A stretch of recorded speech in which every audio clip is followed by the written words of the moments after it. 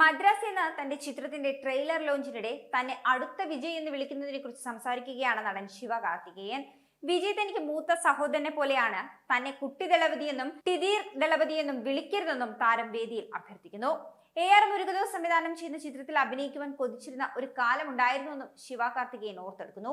ഇൻഡസ്ട്രിയിലെ ഏറ്റവും വലിയ ചില താരങ്ങളുടെ പൈതൃകം രൂപപ്പെടുന്നതിൽ ആരാധകർ എത്രത്തോളം സ്വാധീനിച്ചിട്ടുണ്ടെന്ന് ശിവകാർത്തികേയൻ ചടങ്ങിൽ പറഞ്ഞു.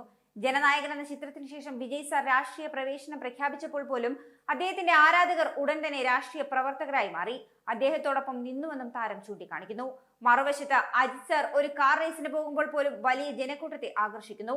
വർഷങ്ങൾക്ക് മുൻപ് സ്വന്തം ഫാൻ ക്ലബ്ബ് പിരിച്ചുവിട്ടിട്ടും ഇതാണ് അവസ്ഥ.